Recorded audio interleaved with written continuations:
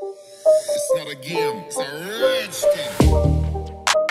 Hello friends, welcome to my YouTube channel. कल मैंने आपसे पूछा था क्रिप्टो टैक्स से रिलेटेड जिन लोगों के मन में कोई डाउट है वो अपने सवाल पूछ सकते हैं। कल की वीडियो में मैं उनका जवाब दूंगा। तो आज का दिन है, जिन लोगों ने सवाल पूछा है मैं उनका आंसर यहाँ पे आज दूंगा। तो यहाँ पे जो पहला नंबर का सवाल है वो राहुल करसी की तरफ से है। If we trade in Binance then we also have to pay tax. क्या हम बाइनेंस ट्रेडिंग करते हैं तो वहाँ पे भी हमें टैक्स देना पड़ेगा? तो यहाँ पे मैं आपको बता दूँ राहुल जी, यहाँ पे अगर आप बाइनेंस पे आपने अकाउंट बनाया है तो वहाँ पे भी केवाईसी होता है।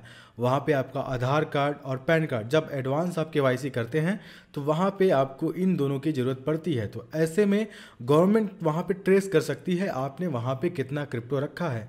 गवर्नमेंट जब ट्रेस कर लेगी तो वहाँ पे आपका टैक्स कटने का ज़्यादा चांस है। फिलहाल 1 अप्रैल को सबसे ज़्यादा लोग ये वेट कर रहे हैं कि वो देखेंगे कि जब हम कोई क्रिप्टो ट्रांसफ़र कर रहे हैं तो क्या 1% टीडीएस बाइनेंस पे कट रहा है। क्योंकि अगर 1% टीडीएस कट रहा है तो सीधा सीधा इसका मतलब है आपको टैक्स देना है। तो यहाँ पे बता दूँ, गवर्नमेंट जिस तरीके से यहाँ पे रूल रेगुलेशन लाई है वो पूरा अच्छे से रिसर्च करके लाई है कि हर तरीके से हमको लूटना है, चाहे जहाँ पैसा रखा हो।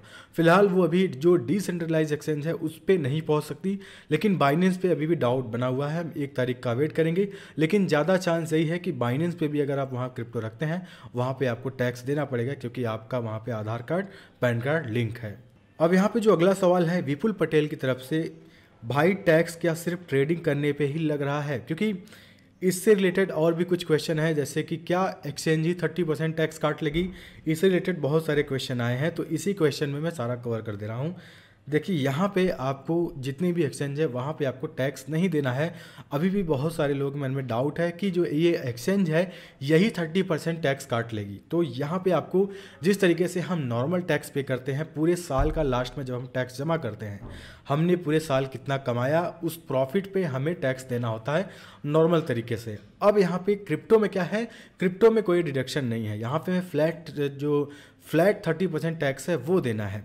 तो ऐसे में पूरे साल के लास्ट में जब आप टैक्स भरने जाएंगे तो आपने क्रिप्टो में जो ट्रेडिंग किया है, जो आपको प्रॉफिट मिला है, उस पर आपको टैक्स देना है। एक्सचेंज आपका बस 1% टीडीएस काटेगी, कोई भी 30% टैक्स नहीं काटेगी। हमें टैक्स भरना पड़ेगा, चाहे आप ऑनलाइन या फिर सीए के थ्रू।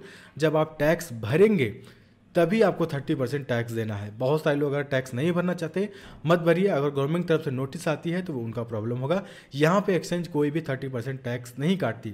बहुत सारे अगर ऐसे एक्सचेंज जो दिख रहे हैं जो 30% टैक्स काट रहे हैं तो वो आपको लूट रहे हैं। यहाँ पे बता दूँ, बहुत सारे ऐसे वॉलेट हैं जो अभी से दिखा रहे हैं कि गवर्नमेंट 30% टैक्स काट रही है तो वो लगा दे रहे हैं। तो ऐसे में उनसे बच के रहिएगा। 30% टैक्स हमें गवर्नमेंट को पे करना है, वो भी साल के अंतिम टाइम में।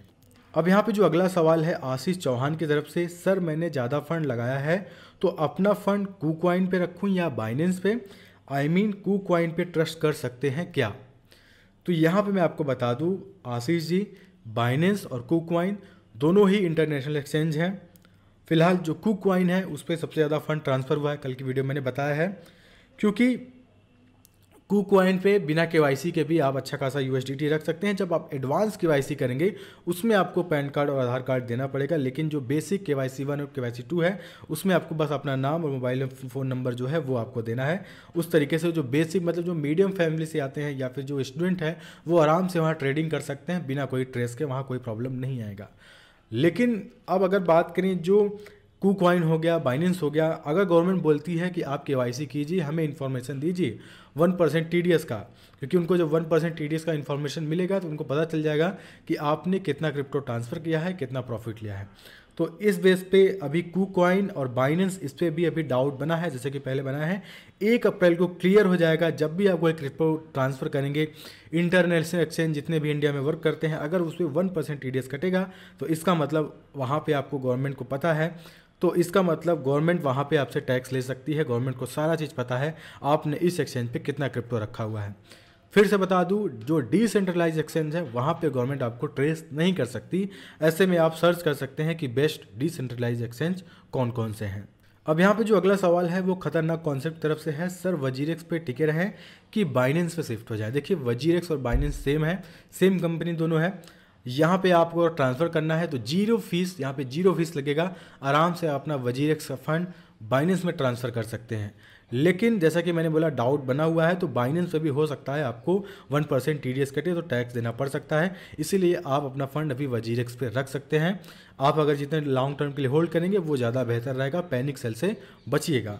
अब यहाँ पे जो अगला सवाल आया था एहसान आलम की तरफ से, ट्रेड में टैक्स देना होगा या फिर विड्रॉ में। जैसा कि बता दूं, मैंने पहले यहाँ बताया है आपको टैक्स नहीं देना है। जितने भी ट्रेड और विड्रॉ में आपको 1% बस TDS कटेगा। टैक्स आपको साल के आखिरी में देना है गवर्नमेंट को। अब यहाँ पे अगला जो सवाल है मुन्ना की तरफ से, क्या WRX में हमारा फंड लॉस हो जाएगा?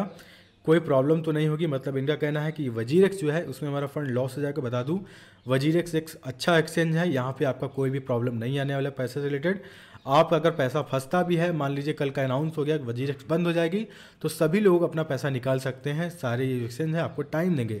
ये एक अच्छा और जेन्यून एक्सचेंज है, यहाँ पे आप अपने पैसे होल्ड कर सकते हैं। जब तक आप अपने क्रिप्टो को सेल नहीं करेंगे तब तक आपको 30% टैक्स नहीं देना होगा। और जब आप अपने क्रिप्टो को सेल करेंगे, आप प्रॉफिट में होंगे, तभी आपको टैक्स देना होगा। अब यहाँ पे जो अगला सवाल है जोन की तरफ से है, सर मान लो कि मैं क्रिप्टो में इन्वेस्टमेंट किया और जितना इन्वेस्टमेंट किया हूँ अगर नहीं घटा और नहीं बढ़ा और मैं उस क्रिप्टो को सेल कर दिया, तो क्या उस पैसे में भी टैक्स देना होगा? तो यहाँ पे मैं बता दूँ, गवर्नमेंट आपके प्रॉफिट पे 30% टैक्स लगी। आपने क्रिप्टो बाय किया है, ना वो घटा ना वो बढ़ा, उस पर आपको कोई भी टैक्स नहीं देना होगा। लेकिन आपको 1% TDS देना होगा, क्योंकि ये जो है ये थोड़ा प्रॉब्लम हुआ है TDS का, तो इसमें आपको 1% TDS देना होगा। बाकी टैक्स आपको कुछ भी नहीं देना होगा। बाकी प्रशांत पांडे का सेम क्वेश्चन है, इसका जवाब मैंने आपको दे दिया है। ये जो टैक्स है आपको साल के आखिरी में भरना होगा। एक्सचेंज कोई भी 30% टैक्स नहीं काटेगी।